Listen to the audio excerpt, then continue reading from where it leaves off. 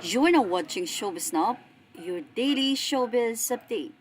Usap-usapan nga ngayon ang naging pahayag ni Christopher Min matapos nga umamin si Catherine Bernardo sa wakas na talagang split at wala na nga sila ni Daniel Padilla.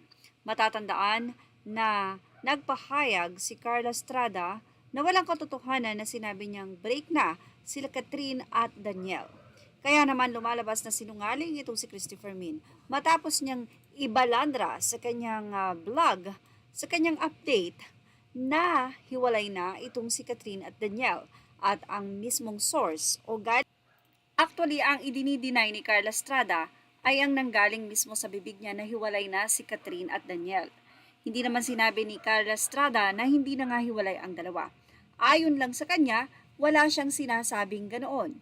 Sigurado kasi na hindi naman talaga ipagkakalat ito ni Carla dahil may love team na pinapangalagaan ng dalawa at siguradong may network na nagmamakaawa sa mga ito na hanggat maaari ay isang tabi muna kung ano ang meron sila at tapusin kung ano man yung mga kontrata na dapat nilang tapusin. Well, sa ngayon siguro tapos na ito kaya naman nagdesisyon na talaga si Catherine na ibalandra na sa social media ang tunay na estado nila nitong si Daniel.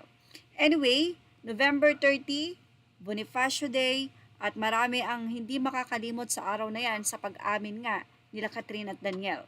Siyempre itong si Christopher Min ay taas noo na sinasabi na sino ngayon ang sinungaling sa kanilang dalawa. Matatandaan na hinamon pa ni Christopher Min si Carla Estrada kung sino nga sa kanila ang nagsasabi ng totoo.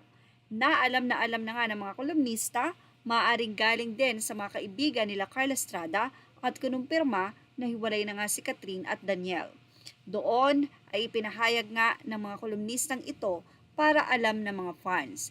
Pero syempre, hanggat hindi sa bibig nila Catherine at Daniel nanggagaling ang kumpirmasyon, maraming kuro-kuro, maraming nadadamay. Isang dahilan kung bakit talagang lumantad na rin si Catherine at sinabi niya na ayaw niya na mag-isip pa ang mga ibang fans na minamahal niya.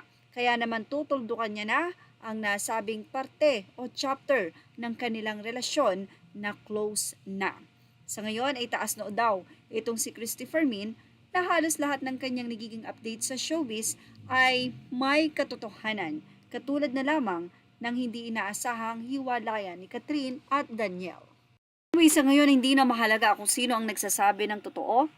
Bilang magulang, bilang nanay, ay poprotektahan ni Carla Estrada ang estado ng kanyang anak, pati na rin ang katangi nitong si Catherine.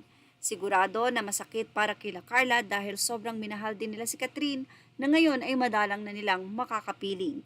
Or maaaring hindi na. Or maaaring napakatagal pa. Well, ano masasabi nyo about dito? Ilagay na ang inyong opinion sa ating comment section. Images are all credit to the rightful owners and thank you for watching Showbiz Now.